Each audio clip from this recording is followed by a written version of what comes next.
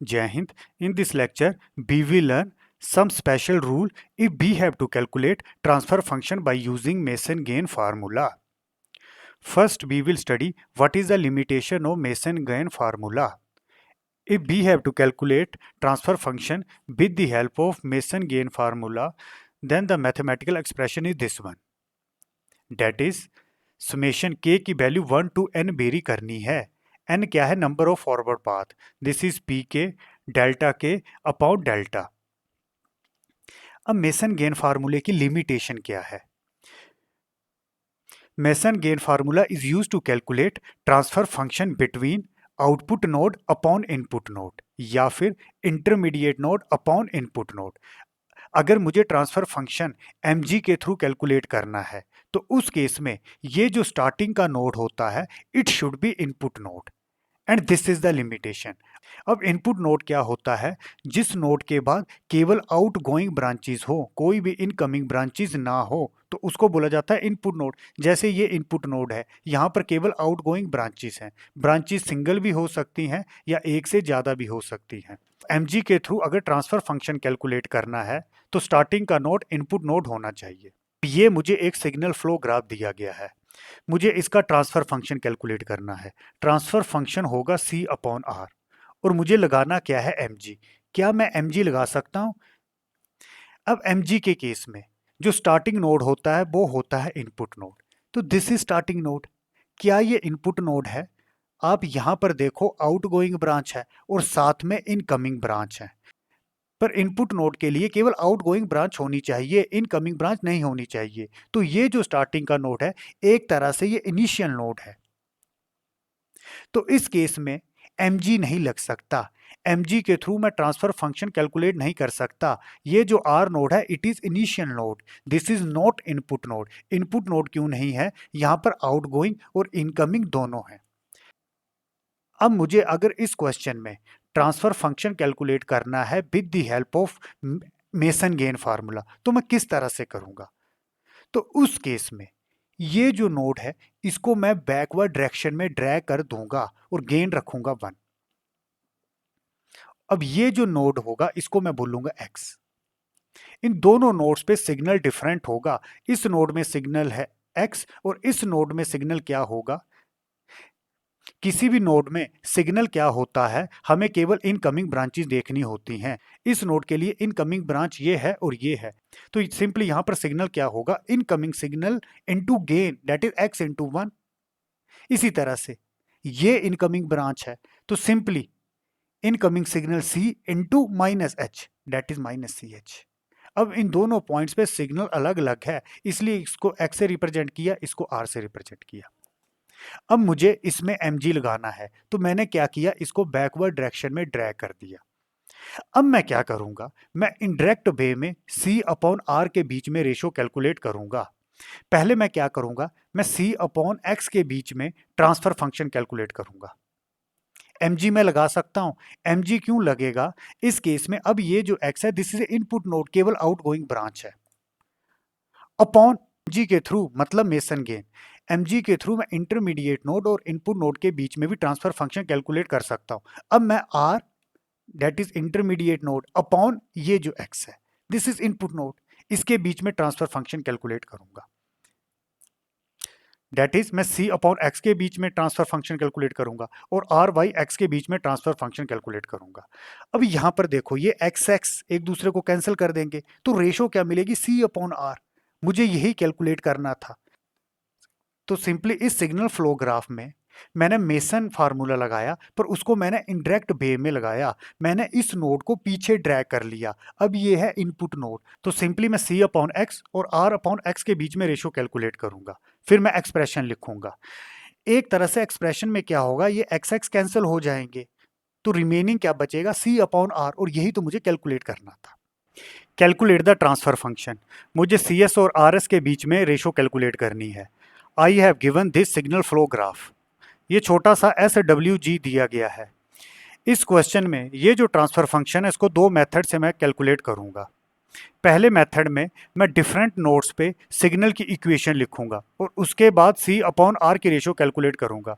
Second method में मैं transfer function mg that is Mason gain फार्मूले की हेल्प से कैलकुलेट करूंगा। अब पहले मेथड 1 की हेल्प से C अपॉन R की रेशियो कैलकुलेट करते हैं। अगर इस नोड में मैं सिग्नल की इक्वेशन लिखूंगा तो वो किसके इक्वल होगी? It is equal to sum of all incoming branches signal. तो सिंपली इसको मैंने ज्यूम कर लिया x, तो ये सिग्नल x किसके इक्वल होगा? इनकमिंग ब्रांचेस कौन कौन सी हैं? This one and this one. तो इनकमिंग सिग्नल r इनटू ये जो गेन है +1। इसी तरह से यहां पर इनकमिंग ब्रांच है दिस वन, तो इस ब्रांच के लिए सिग्नल लिखते हैं इनकमिंग सिग्नल होगा C into gain -h that is -ch। इसी तरह से इसको मैंने लिख दिया नंबर 1। अब मैं इस नोड पे सिग्नल की इक्वेशन लिखूंगा तो C किसके इक्वल होगा? Sum of all incoming branches signal. तो इनकमिंग कौन सा है? दिस वन, यहां पर यही इनकमिंग है, तो this is equal to incoming signal है x इंटू गेन है g, तो that is x into g. This is equation 2।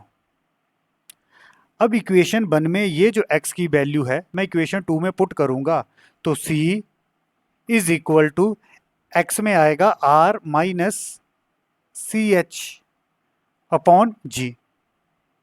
तो सिंपली ये बनेगा C RG मल्टीप्लाई कर देना है CGH। मुझे रेशो कैलकुलेट करनी है C अपॉन R। तो सेम, तो मैं कैसे लिखूंगा? C को लिया कॉमन, दिस इज 1, जब ये टर्म इस साइड आएगी तो प्लस बन जाएगी GH is equal to RG। Ratio calculate करनी है C upon R is equal to G upon 1 plus GH। तो this is a transfer function. तो इस ट्रांसफर फंक्शन को मैंने कैसे कैलकुलेट किया? सिंपली नोट्स पे मैंने इक्वेशन लिखी। मेरा मेन मोटिव क्या था? मुझे C अपॉन R के बीच में रेशो कैलकुलेट करनी थी, तो जो ट्रांसफर फंक्शन आया वो ये आया। अब सेम ट्रांसफर मैं फंक्शन कैलकुलेट करूंगा through mg mason gain formula. पर मेसन गेन फार्मूले के केस में ये जो स्टार्टिंग नोड होना चाहिए ये होना चाहिए इनपुट नोड, और इनपुट नोड क्या होता है? यहां पर केवल आउटगोइंग ब्रांच हो। अगर मैं इस नोड को देखता हूं आर नोड को, तो यहां पर केवल आउटगोइंग ब्रांच है, तो दिस इज इनपुट नोड, मतलब मेसन गेन फार्मूला लग जाएगा। अब मेसन गेन फार्मूले में क्या करना होता है? ये जो नोड्स हैं इनको वैल्यू असाइन कर देनी होती है। मैंने असाइन कर दी नंबर 1 2, इस नोड को साइन कर दिया 2, इस नोड को साइन कर दिया 3, इसी तरह से इस नोड को साइन कर दिया 4। अब according to Mason gain formula C upon R ये किसके इक्वल होता है? K belongs from 1 to N, N होता है forward path, PK into delta K upon delta. यहां पर C है तो ये भी C है, ये दोनों इक्वल क्यों है? जब हम फॉरवर्ड ड्रैग करते हैं और गेन को बंद रखते हैं तो यहां पर जो सिग्नल होगा वो C के इक्वल होगा। C में सिग्नल क्या होगा? C into this gain that is C के इक्वल होगा। अब यहां पर मैंने 3 और इसको 4 असाइन किया, इसको आप 3 भी असाइन कर सकते थे, पर मैं क्या करूंगा? डिफरेंट नोड्स के लिए डिफरेंट वैल्यू असाइन करूंगा, इसलिए 3 और यहां पर 4 असाइन किया। पीके क्या होता है? Gain of kth forward path. अब इसके आगे मुझे फॉरवर्ड पाथ कैलकुलेट करने हैं, तो इनपुट नोड से output node that is input node and this is output node. Input node से आउटपुट नोड कैसे जा सकता हूं? एक है पाथ इस तरह से। फॉरवर्ड पाथ में कंडीशन क्या होती है कि कोई भी नोड एक से अधिक बार कवर नहीं होना चाहिए। तो एक फॉरवर्ड पाथ है P1, कैसे गए? ये नंबर लिख लेने 1 to 2 to 3 to 4, 1 to 2 to 3 to 4 is equal to, अब जो रास्ते में गेन आते हैं उनको मल्टीप्लाई कर देना है। यहां पर गेन आया +1 इंटू यहां पर गेन आया G, यहां पर अगेन +1 डेट इज G। अब इस क्वेश्चन में एक ही फॉरवर्ड पाथ है। अब क्या कोई और फॉरवर्ड पाथ है? इस क्वेश्चन में अनदर कोई भी फॉरवर्ड पाथ नहीं है, आप देख सकते हो केवल यही फॉरवर्ड पाथ है। आगे कैलकुलेट करना होता है ये जो डेल्टा, तो इस डेल्टा के लिए पहला स्टेप होता है इंडिविजुअल लूप्स कैलकुलेट करनी होती हैं। तो लूप्स क्या होता है? A path that starts and end at same node, या बोल सकते हो except starting node none of the node should be appear more than once in a loop. तो यहां से देखो, यहां से चले इस नोड में पहुंचे, एरो की डायरेक्शन में चलना है, this is A feedback. Again यहाँ पर ही पहुँच गए। तो सिंपली this is A loop. Loop के केस में स्टार्ट और एंड नोड सेम होता है। तो एक मैंने लूप लिख दिया L1। कैसे पहुंचे? 2 to 3 आपने नंबरिंग पे चढ़ना है। ये नोड 2 मैंने साइन किया था, दिस इज 3, अगेन फिर 2 पर चले गए। अब रास्ते में गेन कौन से आए? G into minus H. अब कोई और लूप इस क्वेश्चन में नहीं है। अब अगले स्टेप में देखना होता है टू नॉन टचिंग लूप। इस क्वेश्चन में केवल एक ही सिंगल लूप है, तो टू नॉन टचिंग लूप्स होंगी नहीं, मतलब वो 0 आएगी वैल्यू। तो डेल्टा कैलकुलेट करना है। डेल्टा किसके इक्वल होगा? 1 minus sum of loop gains. यहां पर एक ही लूप है और इसका गेन क्या है? Minus GH। और आगे कोई भी नॉन टचिंग लूप्स नहीं है, that is 1 minus minus plus हो जाएंगे GH। तो बच्चों, तो फार्मूले में वैल्यू पुट करते हैं। n क्या बताता है? Number of forward path. तो यहां पर केवल एक ही फॉरवर्ड पाथ है, तो n क्या हुआ? 1। तो k की वैल्यू 1 ही रखनी है। तो this is P1 delta 1 upon delta. अब पहले P1 की वैल्यू क्या आई? ये है G इनटू। अब मुझे कैलकुलेट करना है ये जो डेल्टा 1 है। डेल्टा 1 कैसे कैलकुलेट करेंगे? मुझे P1 के लिए डेल्टा 1 कैलकुलेट करने हैं। मुझे वो लूप्स देखनी है जो P1 फॉरवर्ड पाथ को टच ना करे। अब इस क्वेश्चन में केवल एक ही लूप बनी थी और ये लूप इस फॉरवर्ड पाथ को टच करती है। आप देख लो ये दो नोड कॉमन हो गए, या आप यहां से भी चेक कर सकते हो। 1 2 3 4 2 3 2 2 3 कॉमन है, मतलब इस लूप ने फॉरवर्ड पाथ को टच किया। तो ऐसी कोई भी लूप नहीं है जो इस फॉरवर्ड पाथ को टच नहीं करेगी। तो डेल्टा 1 की वैल्यू मैं कैसे कैलकुलेट करूंगा? 1 माइनस कोई भी लूप नहीं है जो फॉरवर्ड पाथ को टच नहीं करती, तो डेट इज 0, डेट इज 1। अब ये वैल्यू यहां पर पुट कर देनी है। P1 है G, डेल्टा 1 आया 1 अपॉन ये जो डेल्टा आया मैंने ये कैलकुलेट किया 1 प्लस GH। तो मिला क्या? G1 plus GH। तो दिस इज ट्रांसफर फंक्शन। और ये ट्रांसफर फंक्शन किसके सेम है? This one. तो इस क्वेश्चन में ये छोटा सा SFG था, तो डायरेक्टली मैंने डिफरेंट नोट्स पे इक्वेशन लिखी और C अपॉन R के बीच में रेशियो कैलकुलेट कर दी। और सेम क्वेश्चन में हम mg लगा सकते थे। जब मैंने mg के थ्रू ट्रांसफर फंक्शन कैलकुलेट किया तो सेम ट्रांसफर फंक्शन मिला। इस क्वेश्चन को देखते हैं। We have to calculate C upon R। This is a signal flow graph. इस केस में ये जो स्टार्टिंग नोड है, इस केस में सेल्फ लूप बनी हुई है। सेल्फ लूप क्या होती है? The loop starts and end at same node without passing through any other node. जैसे लूप यहां से स्टार्ट हुई, इसी नोड में जाके स्टॉप हो गई। अब यहां पर एक काफी इंपॉर्टेंट प्रॉपर्टी में डिस्कस करूंगा। अगर स्टार्टिंग नोड में सेल्फ लूप बन जाती है तो क्या करना है? जैसे इस केस में ये स्टार्टिंग नोड है और यहां पर सेल्फ लूप बनी हुई है। अगेन इस क्वेश्चन को मैं 3 मेथड से सोल्व करूंगा। फर्स्ट मेथड में मैं केवल नोड्स पे सिग्नल की इक्वेशन लिखूंगा और लास्ट में C अपॉन R की रेशियो कैलकुलेट करूंगा। तो पहले मैं C अपॉन R मेथड 1 से कैलकुलेट करूंगा। This is A node. इस नोड में अगर मैं इक्वेशन लिखता हूं तो ये इक्वेशन क्या होगी? C is equal to, it is equal to sum of incoming branches signal. तो यहां पर इनकमिंग ब्रांच कौन सी है? This one. और इनकमिंग सिग्नल है इसके लिए R। तो सिंपली दिस इज इनकमिंग ब्रांच। तो यहां पर सिग्नल क्या मिलेगा? R into G। अगेन यहां पर है सेल्फ लूप, आप देख सकते हो यहां पर सेल्फ लूप बनी है, तो एक तरह से ये भी इनकमिंग ब्रांच है। तो ये क्या होगा? C into H2। तो प्लस C इंटू H2। तो सिंपली C में सिग्नल क्या होगा? एक ये इनकमिंग ब्रांच है R इंटू G, और दूसरा ये जो सेल्फ लूप है। और इस नोड के लिए ये जो सेल्फ लूप है, again this is a incoming branch. तो simply incoming signal that is C into gain H2। तो C is equal to RG plus CH2। अब मुझे रेशो किसके बीच में कैलकुलेट करनी है? C upon R। तो यहाँ पर दोनों वेरिएबल हैं C और R। तो मैं क्या करूँगा? C को मैंने लिया कॉमन 1, ये टर्म जब इस साइड आएगी H2 हो जाएगी माइनस RG। तो simply C upon R is equal to G upon 1 minus H2। This is a transfer function. अगर इसको मेथड 1 से कैलकुलेट करता हूं, C upon R G upon 1 minus H2। Same question में अगर ये मैं ट्रांसफर फंक्शन कैलकुलेट करता by using Mason gain formula, तब एक्सप्रेशन क्या मिलना था? क्या यहाँ पर mg एप्लीकेबल है? mg के केस में ये जो स्टार्टिंग नोड है it should be A input node, और इनपुट नोड की कंडीशन क्या होती है? केवल आउटगोइंग ब्रांचेस होनी चाहिए। अगर मैं इस क्वेश्चन को देखता हूँ, क्या ये जो स्टार्टिंग नोड r है ये क्या इनपुट नोड है? This is outgoing branch. पर इस r नोड के लिए ये जो सेल्फ लूप है एक तरह से ये इनकमिंग ब्रांच है, तो सिंपली r नोड के लिए इनकमिंग ब्रांच भी है, आउटगोइंग ब्रांच भी है, तो ये जो r है this is not input node, तो सिंपली मैं mg नहीं लगा सकता। अब मैं mg कैसे लगाऊंगा? इस नोड को मैं बैकवर्ड डायरेक्शन में ड्रैग करूंगा, गेन रखा 1, और ये जो नया नोड है इसको लिख दिया x।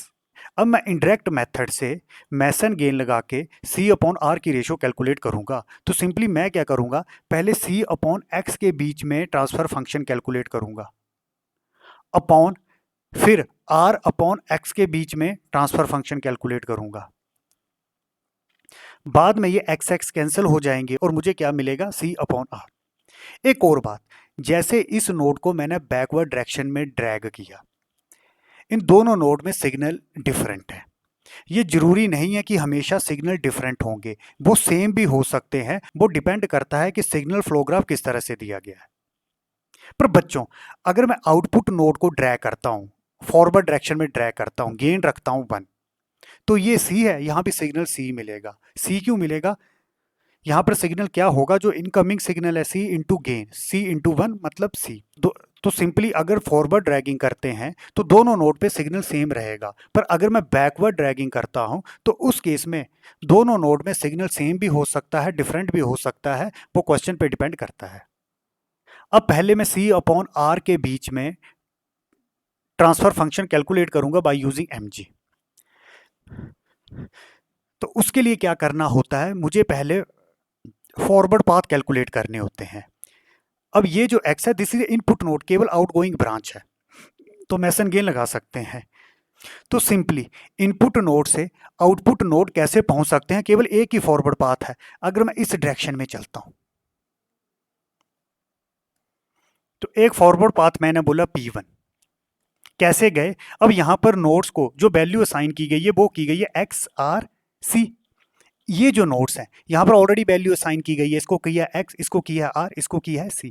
तो सिंपली इस नोड से इस नोड में कैसे पहुंचेंगे, मैं इस तरह से जाऊंगा, x to r node to c node, gain को मल्टीप्लाई कर देना है। रास्ते में गेन क्या आते हैं, 1 इंटू जी, तो सिंपली जी।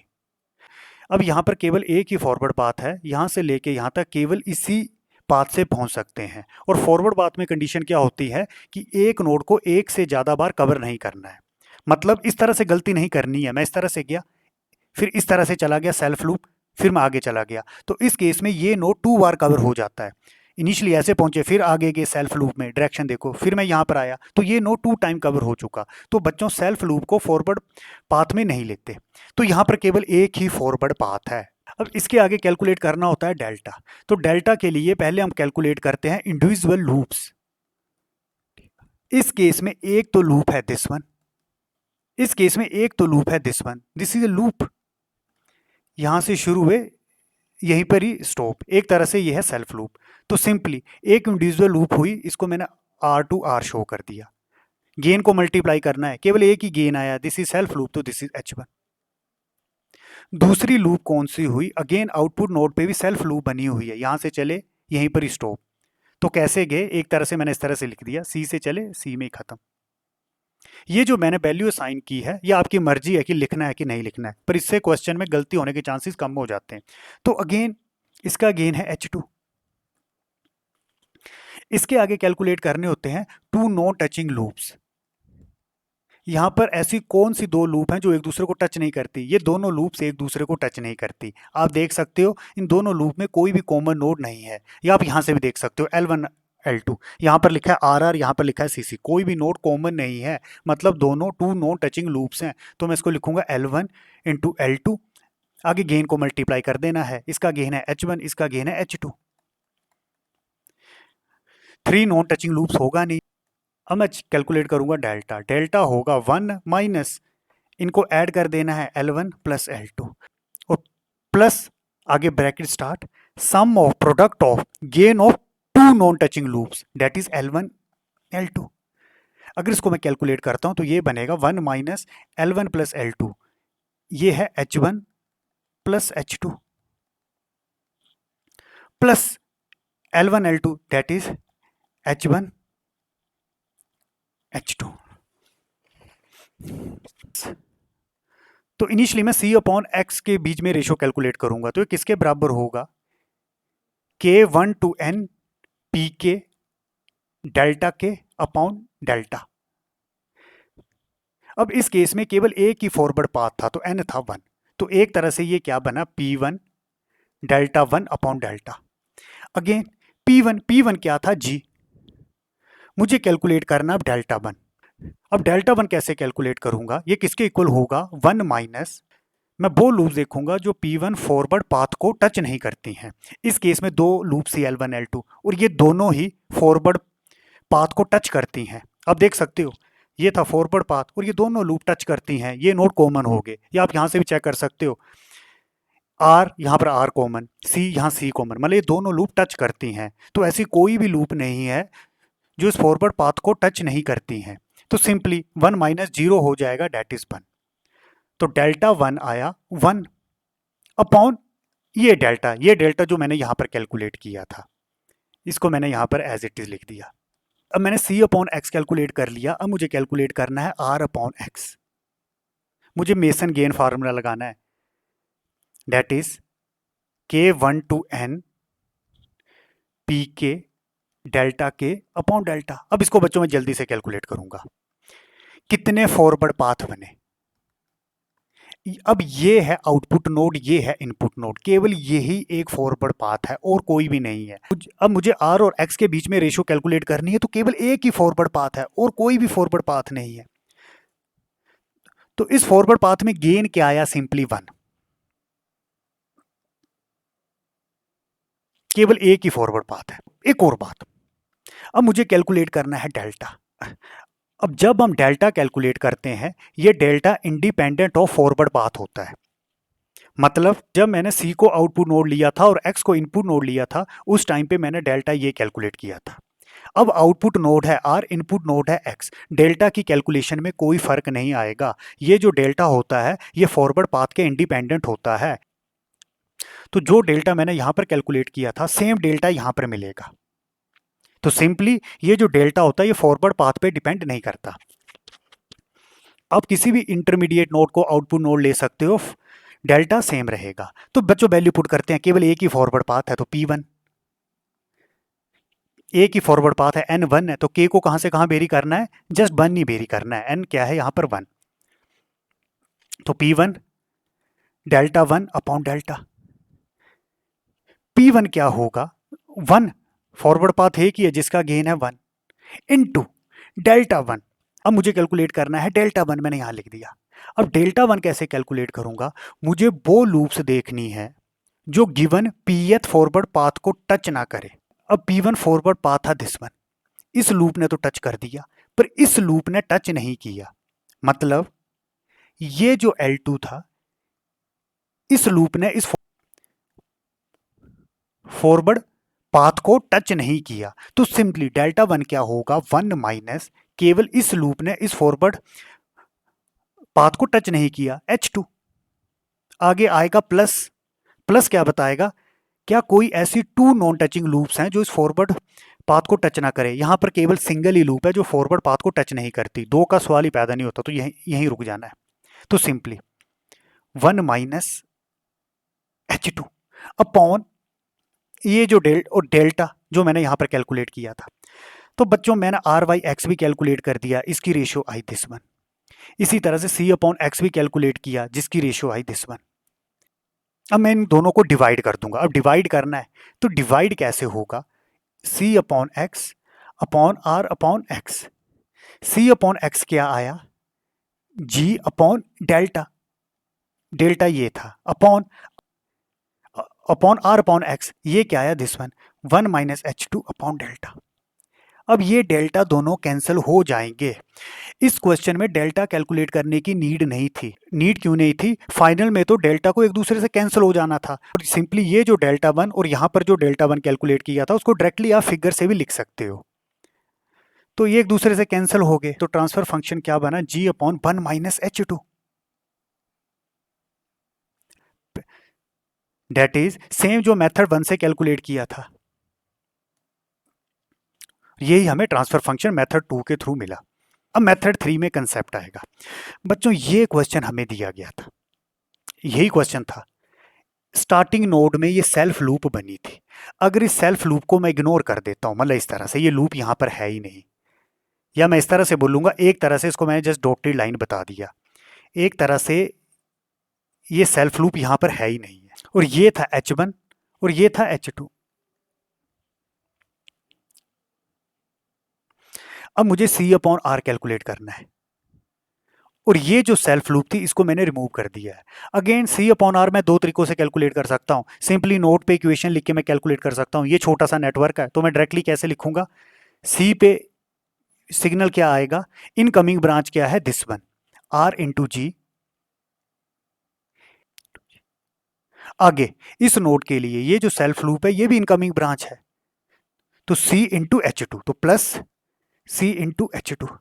तो सेम C को लिया कॉमन, तो 1 माइनस H2 RG। तो एक तरह से C/R क्या बना?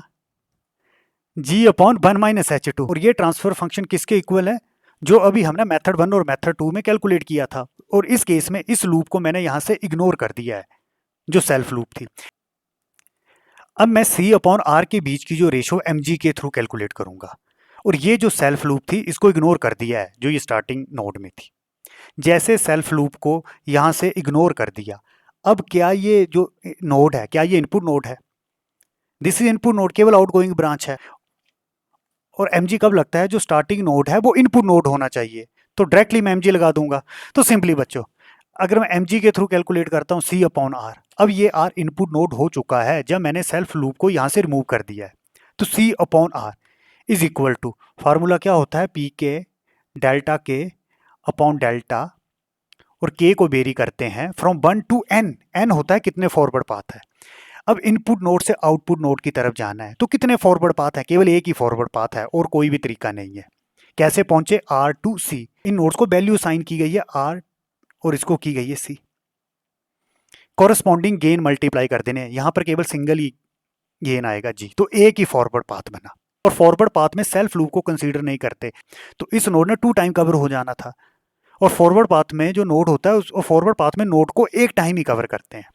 तो सेम बच्चों, एक फॉरवर्ड पाथ है, दूसरा मुझे ये डेल्टा कैलकुलेट करना है, तो इसके लिए मुझे क्या कैलकुलेट करनी पड़ेंगी? Loops, individual loops.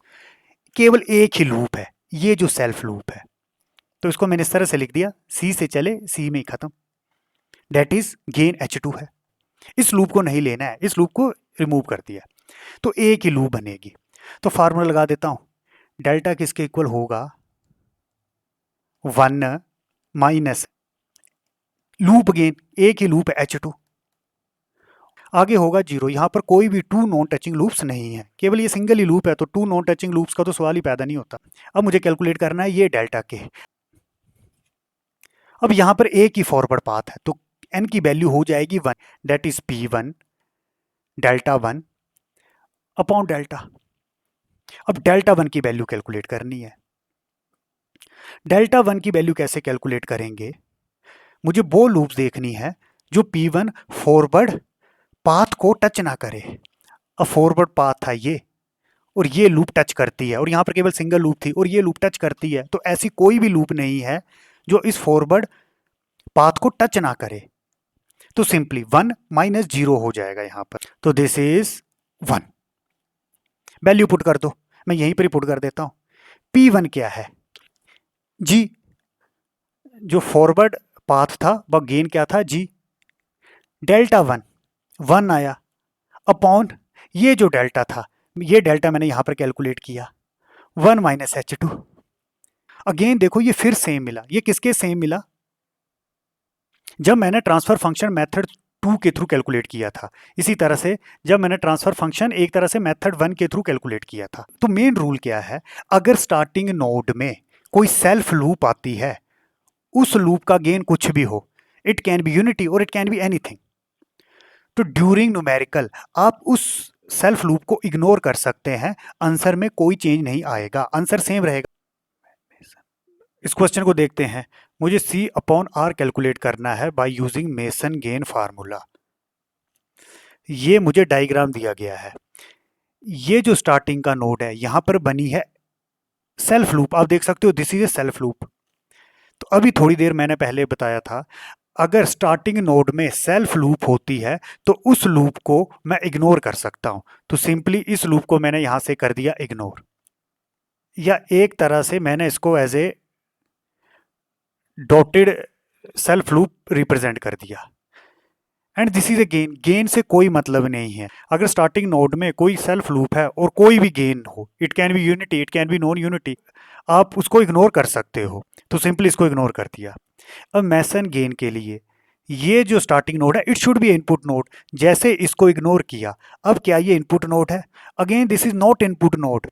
यहाँ पर दोनों ब्रांचेस हैं, this is outgoing branch and this is incoming branch. अगर मैं mg के थ्रू ट्रांसफर फंक्शन कैलकुलेट करता हूं तो स्टार्टिंग नोड इनपुट नोड होना चाहिए।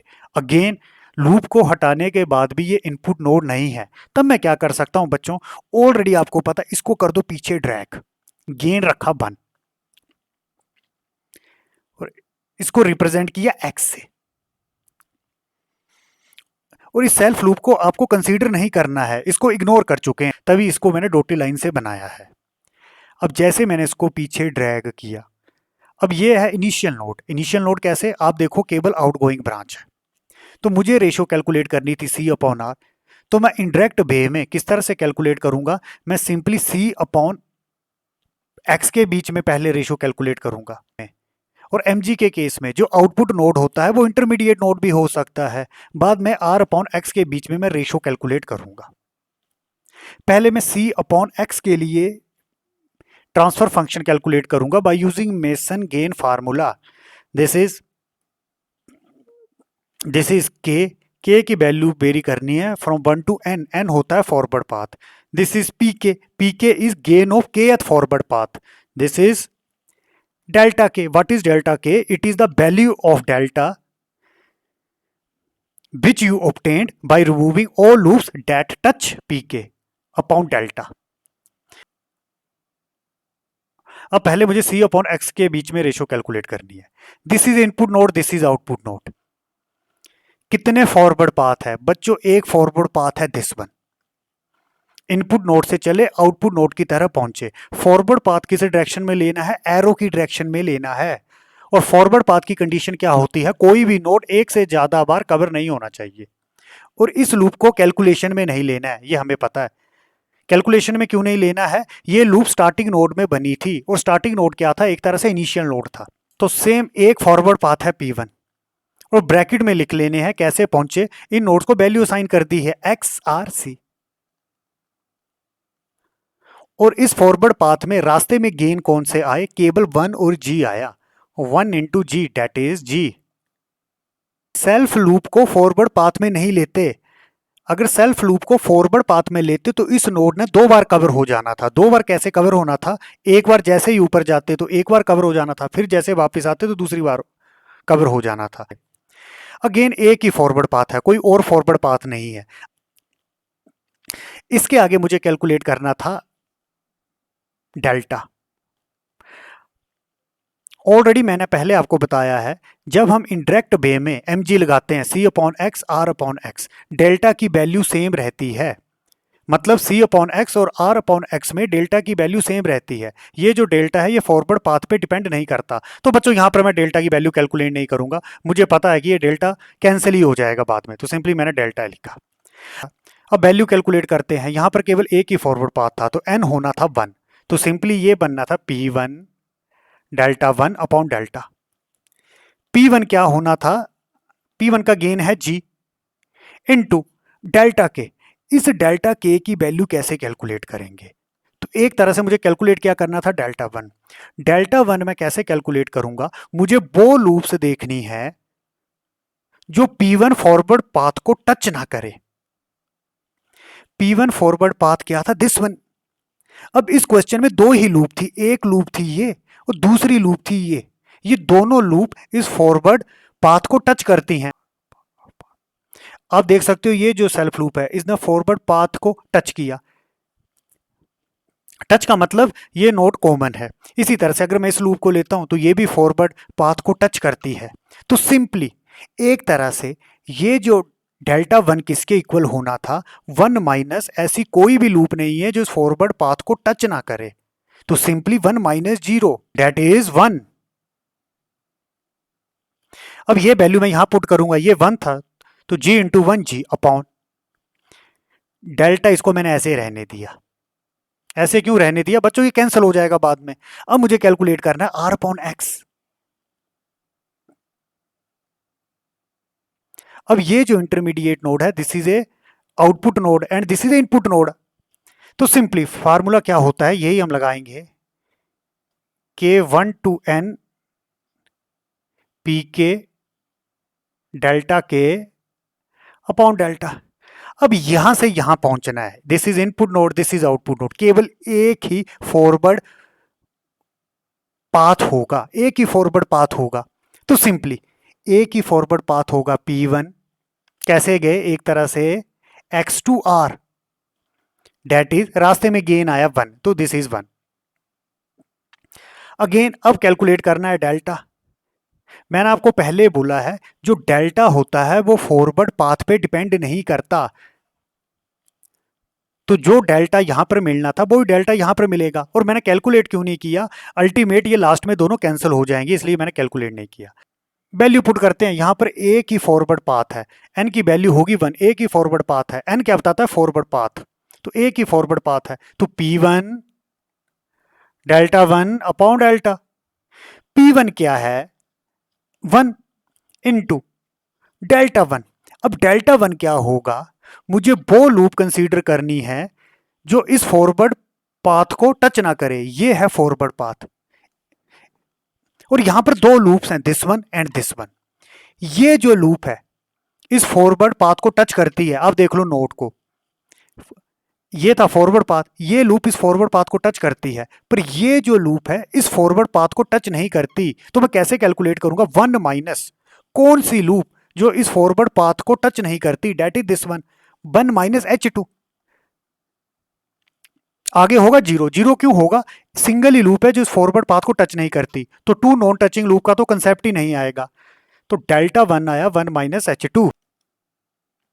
तो सिंपली इनटू P1 था वन, डेल्टा वन आया वन माइनस H2 अपॉन ये डेल्टा, इसको मैंने एज इट इज रहने दिया। C अपॉन एक्स मैंने यहां पर कैलकुलेट किया, R अपॉन एक्स मैंने यहां पर कैलकुलेट किया। ये वैल्यू अब यहां पर पुट करो, C upon x, R upon x. C upon x आया था G upon delta, R upon x आया था one minus H2 upon delta. ये डेल्टा डेल्टा एक दूसरे को कैंसिल करेंगे, इसलिए मैंने कैलकुलेट नहीं किए थे। पर जब एग्जाम में अगर क्वेश्चन आता है तो उस टाइम में आपने एक डेल्टा कैलकुलेट कर लेना है। तो क्या बचेगा? G upon one minus H2। तो this is a transfer function.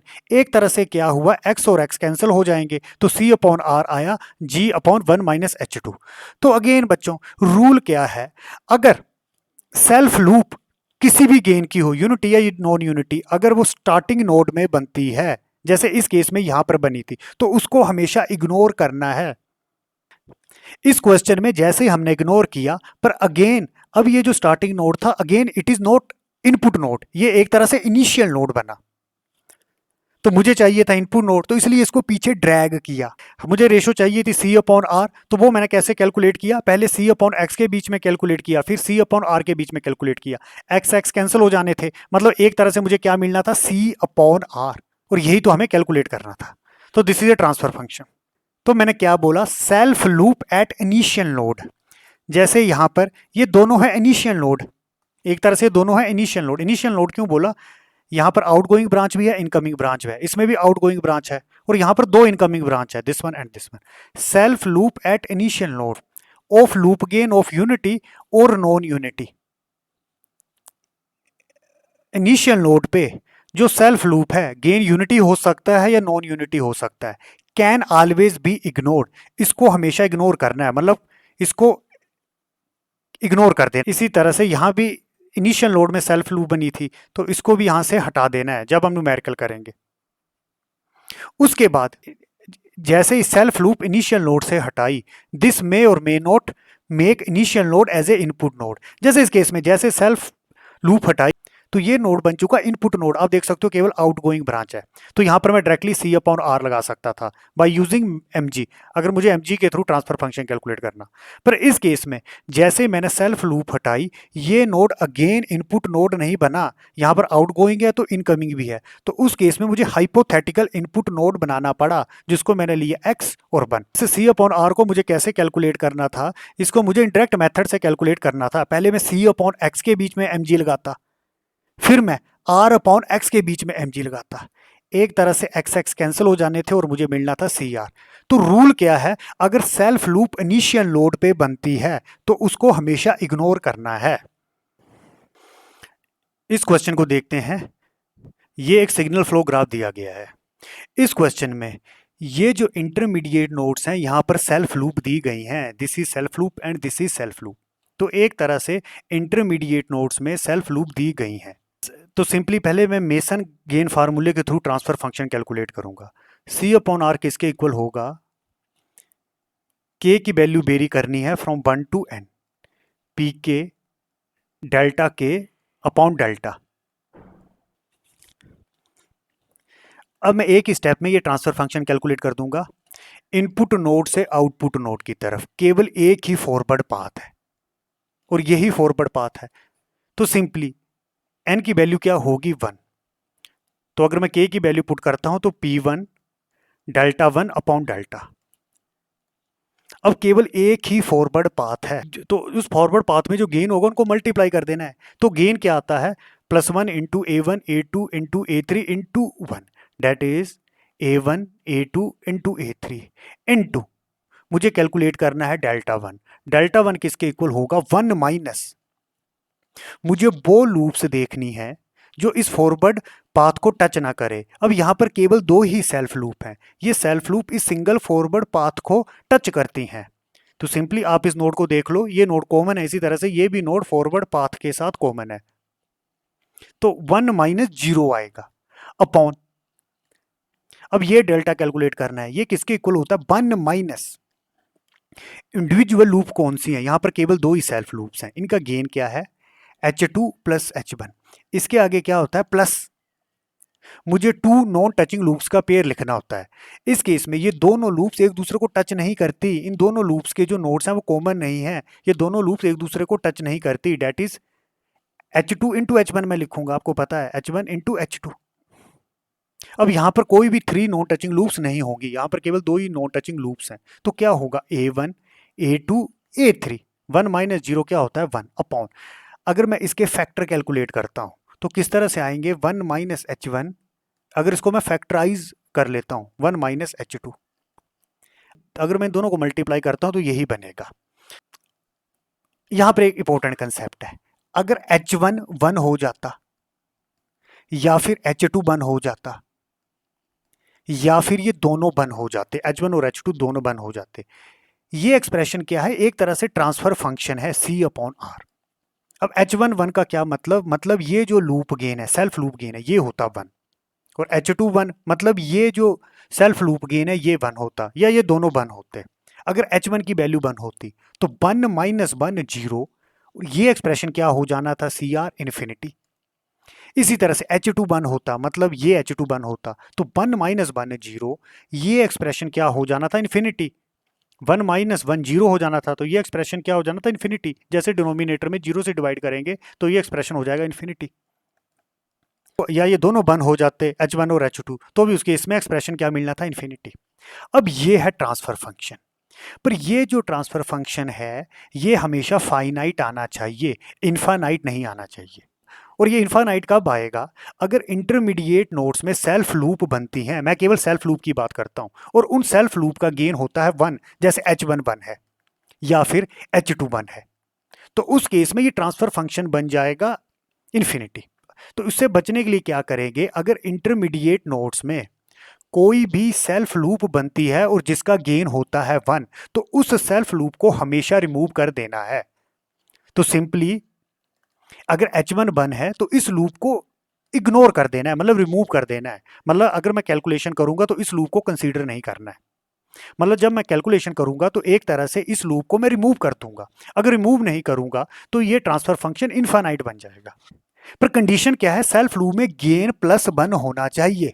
अगर गेन ये -1 होता, जैसे H2 -1 होता, H2 होता -1, तो क्या होना था, 1 माइनस -1, और H1 होता कोई पॉजिटिव नंबर, मैं 1 नहीं ले रहा हूं, इसको मैंने 8 ले लिया, तो H2 को मैंने क्या ले लिया, -1, तो माइनस माइनस एक दूसरे को कैंसिल करके प्लस बनाना था, 1 + 1 2, तो एक तरह से ये गेन फिर इन्फिनिटी नहीं बनना था।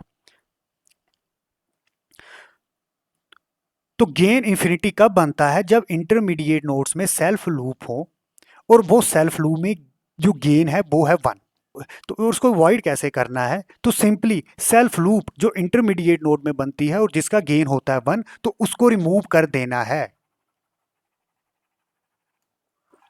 तो रिमूव का क्या मतलब है, फॉर एग्जांपल इस लूप को मैंने रिमूव कर दिया, अब आपने कैलकुलेशन करनी है, मतलब इस लूप को कंसीडर ही नहीं करना।